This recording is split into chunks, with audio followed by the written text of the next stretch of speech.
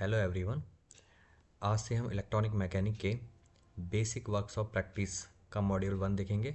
इसके MCQ question जो कि आईटीआई और सीआरटीएस में काफ़ी इम्पोर्टेंट हैं। तो आइए देखते हैं। First question, which type of toe caps are use to avoid crushing of feet at the time of shifting equipments. Shifting उपकरणों के समय पैरों को कुचलने से बचने के लिए किस प्रकार के पैर के अंगूठे का उपयोग किया जाता है? स्टील टो कैप्स का, प्लास्टिक टो कैप्स का, रबर टो कैप्स का और लेदर टो कैप्स का। इसका सही आंसर है answer A, steel toe caps. Question 2, how the gas and liquefied gases are classified. Gas और तरल गैसों को कैसे वर्गीकृत किया जाता है? क्लास ए फायर में, class B, class C, class D fire में। इसका सही आंसर है क्लास सी फायर में। तो ये class A, class B, class C fire में क्या क्या चीज़ें हम रखते हैं, आइए देखते हैं। क्लास ए फायर में वुड, पेपर क्लॉथ और सॉलिड मटेरियल जो होते हैं उनसे जो आग लगती है उनको हम क्लास ए फायर में रखते हैं। इसके लिए जनरली हम क्या करते हैं, इस आग को बुझाने के लिए ठंडे पानी या वाटर जेट का यूज़ किया जाता है। क्लास बी फायर में flammable liquids and liquefied solids. इसमें जो फ्लेमेबल लिक्विड्स होते हैं, जो ज्वलनशील लिक्विड होते हैं या फ्लेमेबल सॉलिड्स होते हैं, उस तरह की आग को बुझाने के लिए क्लास बी में रखा जाता है। और इन आग को बुझाने के लिए हम फॉर्म, ड्राई पाउडर, CO2 इस टाइप की यूज करते हैं। इसमें हम पानी का यूज़ नहीं करेंगे। Class C fire, gas and liquefied gas. जो गैस होती हैं, लिक्विफाइड गैस होती है, जो जनरली आपकी LPG वगैरह होंगी, वो हमारी सारी उस तरह की क्या क्लास सी फायर में रखी जाती है। इस तरीके की आग को बुझाने के लिए हम ड्राई पाउडर का यूज़ करते हैं। Class D fire involving metals. इसमें जो मेटल्स के थ्रू जो आग लगती है उसको हम क्लास डी फायर में रखते हैं। इसके लिए ज़्यादातर हम जो यूज किया जाता है कार्बन डाइऑक्साइड या ड्राई पाउडर, इनका जो मिक्सचर होता है उससे हम इस आग को बुझाते हैं। Next question, which fire extinguisher is use to put off class C type of fire. Class C type of fire की आग किस तरीके से, किस अग्निशामक यंत्र का उपयोग किया जाता है इस आग को बुझाने के लिए? फोम टाइप का, जेट ऑफ वाटर का, ड्राई पाउडर का और कार्बन डाइऑक्साइड का। जैसे कि हमने पिछले देखा था कि इसको हम किससे करेंगे, ड्राई पाउडर से। क्लास ए जो होती है उसको हम जेट ऑफ वाटर से बुझाया जाता है, पानी से। क्लास जो बी टाइप की होती है उसे हम फोम टाइप से बुझाएंगे।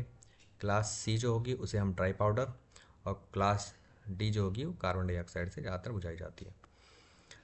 4, which fire extinguisher is use to put off class A type. जो क्लास ए टाइप है हमने देख चुके हैं, इसे हम जेट ऑफ वाटर मतलब पानी से हम बुझा सकते हैं इस आग को, पानी के जेट से। तो इसका सही आंसर है answer B. Question 5, what is the shape of mandatory sign. जो मैंडेटरी साइन होते हैं, अनिवार्य संकेतों का आकार क्या है? स्क्वायर में होता है, सर्कुलर होता है, ट्रायंगुलर होता है या रेक्टेंगुलर होता है? तो इसका सही आंसर है स्क्वायर। ये कुछ मैंडेटरी साइन दिए गए हैं, जैसे प्रोहिबिटेड साइन है। ऐसा अगर नहीं करना है आपको, कहीं ऐसे साइन लगाने हैं, तो हम उसमें क्या करते हैं, एक सर्कल होता है, सर्कल में उसका जो चीज़ है हमें जिसमें प्रोहिबिटेड है उसको करेंगे, और एक लाइन, एक क्रॉस टाइप का ये बना रहता है। जो शेप होती है वो सर्कुलर होगी। जो कलर होगा, red border and cross bar, black symbol on white background. White का जो बैकग्राउंड होगा, ब्लैक सिंबल बना होगा और रेड बॉर्डर होगा। इसका मतलब होता है कि आपको ऐसा नहीं करना है, जैसे नो स्मोकिंग या नेक्ड फ्लेम्स, इन सब सिंबल ऐसे बनाए जाते हैं। मैंडेटरी साइन में जो शेप होती है वो सर्कुलर होती है, गोल। कलर जो होगा वो वाइट सिंबल बना होगा, सिंबल जो है सारे वाइट हैं, और जो बैकग्राउंड होगा ब्लू कलर का होता है। इसका मतलब होता है कि ऐसा हमें करना है। अगर जैसे हम कहीं फ्लोर पे जाते हैं तो हमें जैसे कैप पहननी है, ग्लव्स पहनने हैं या शूज़ पहनने हैं, तो ये ज़रूरी है, तो ये मैंडेटरी साइन होते हैं। नंबर सी है वार्निंग साइन। वार्निंग साइन में जो इनकी शेप होती है वो ट्रायंगुलर होती है, ये त्रिभुज। और जो कलर होगा वो येलो बैकग्राउंड होता है इनका। पीछे ये जो यहाँ वाइट दिख रहा है येलो होता है। और ब्लैक बॉर्डर ब्लैक होगा, और सिंबल जो होंगे वो भी ब्लैक कलर के होंगे। इसका मतलब ये होता है कि ये वार्निंग साइन है। यहाँ पे क्या है, खतरा है। एग्जाम्पल जैसे क्वेश्चन होता है रिस्क ऑफ इलेक्ट्रिक शॉक, कहीं खतरे का डर रहता है तो वहाँ ऐसे साइन बनाए जाते हैं। नंबर 4 है इन्फॉर्मेशन साइन। ये इन्फॉर्मेशन साइन दिया गया है, इसका शेप जो होता है स्क्वायर होता है और जो कलर होगा वाइट कलर होता है और ग्रीन बैकग्राउंड होगा। इसका मतलब होता है कि सेफ्टी के लिए है। इंडिकेट्स और gives information of safety provision first aid, जैसे फर्स्ट एड में ऐसा लगाया जाता है प्लस का sign. Next question, which method is use for blanketing with form to extinguish the fire. आग बुझाने के लिए फॉर्म के साथ कंबलिंग की किस विधि का उपयोग किया जाता है? शीतलक में, भुखमरी में, स्मूथरिंग में या गर्म करने में, हीटिंग में? तो इसका सही आंसर है स्मूथरिंग में। Next question, which material is use for making instrument cabinets. Instrument cabinet बनाने के लिए किस सामग्री का उपयोग किया जाता है? वुड का, प्लास्टिक का, हार्ड रबर का या सीट मेटल का? इसका सही आंसर है सीट मेटल। सीट मेटल का यूज़ किया जाता है कैबिनेट बनाने के लिए इंस्ट्रूमेंट के। Next question, what is the shape of warning sign board. जो वार्निंग साइन बोर्ड होता है कैसा होता है? स्क्वायर होगा, सर्कुलर होगा, ट्रायंगुलर होगा, हेक्सागोनल होगा। जैसा कि हमने पीछे देख चुके हैं, जो वार्निंग साइन होता है वो हमारा स्क्वायर ट्रायंगुलर होता है। ठीक है।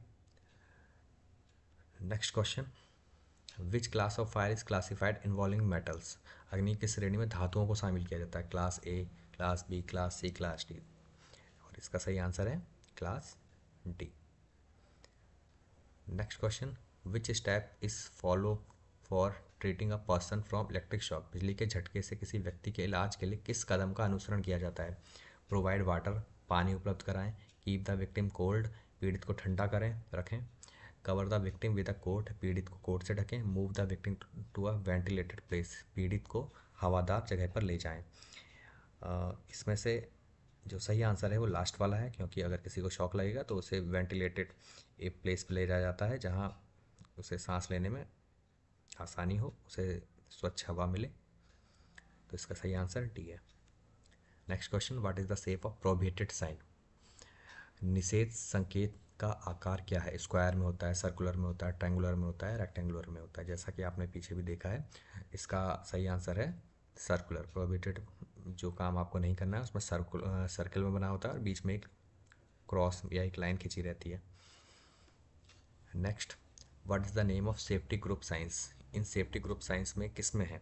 ये वार्निंग साइंस है, मैंडेटरी साइंस है, प्रोहिबिटेड साइंस है, इन्फॉर्मेशन साइंस। चेतावनी के संकेत हैं, अनिवार्य है या निषेध है, सूचना के संकेत हैं। तो आपने पीछे चार्ट देखा होगा, ये जो है हमारे होते हैं ये मैंडेटरी अनिवार्य संकेत होते हैं। तो इसका सही आंसर हो गया बी।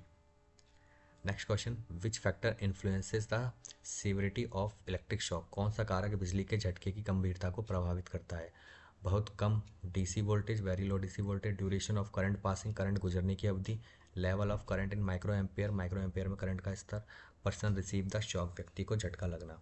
कौन सा कारक बिजली के झटके की गंभीरता, बिजली का झटका अगर लगा है तो कौन सा कारक है जो कि उसे गंभीरता को प्रभावित करेगा? तो इसका सही आंसर है duration of current passing, current गुजरने की अवधि। जितना ज़्यादा देर तक हमें करंट हमारी बॉडी में गुजरता रहेगा उतना ही हमें ज़्यादा दिक्कत होगी। Next question, which angle is checked by try square. Try square द्वारा किस कोण की जांच की जाती है? इसका सही आंसर है answer D, 90 degree. Next question, what is the use of screw driver. Screw driver का क्या यूज़ है? होल्ड द स्क्रू, स्क्रू को पकड़ना, टाइट एंड लूजन स्क्रू, स्क्रू को कसने और ढीला करना, टाइट और लूजन बोल्ट, तंग या ढीला बोल्ट, टाइटन और लूजन रिवेट्स, रिपेट को कसें या ढीला करें। तो इसका सही आंसर है टाइटन और loosen screw, answer B. Next question, what is the maximum size of drill bit used in electrical hand drilling machine. Electrical hand drilling machine में प्रयुक्त ड्रिल बिट का अधिकतम आकार होता है 0.35 mm, 1.5 mm, 3.5 mm, 6.5 mm। इसका सही आंसर है answer D, 6.5 mm। Next question, which tool is used for seaming the funnel like taper. Taper जी जैसी फनल जोड़ने के लिए किस उपकरण का उपयोग किया जाता है? विसेस का, एंगल स्टील का, हैचेट स्टैक का, ब्लो हॉर्न स्टैक का? इसका सही आंसर है answer D, blow horn stake का। Answer question number 18, what is the indicated by the arrow marked X in the sawing operation. आरी के संचालन में एक्स चिन्हित तीर द्वारा क्या इंगित किया गया है? इसमें जो एरो है ये क्या होता है? डायरेक्शन ऑफ कट, कट की दिशा होती है। डायरेक्शन ऑफ प्रेशर, दबाव की दिशा होती है। Reversed position of blade, blade की दिशा उल्टी स्थिति। डायरेक्शन ऑफ मोशन, ब्लेड की गति की स्थिति। इसका सही आंसर है डायरेक्शन ऑफ प्रेशर। ये जो दिशा होती है जो अंदर को दबा रहता है, ये प्रेशर की दिशा होती है, direction of pressure. Answer B. Next question, what is the purpose of wood rasp file? Wood rasp file का उद्देश्य है 90 degree corners, cutting metals, finishing flat edges, preliminary rough work. इसका सही आंसर है आंसर डी, प्रिलिमिनरी प्रारंभिक rough काम।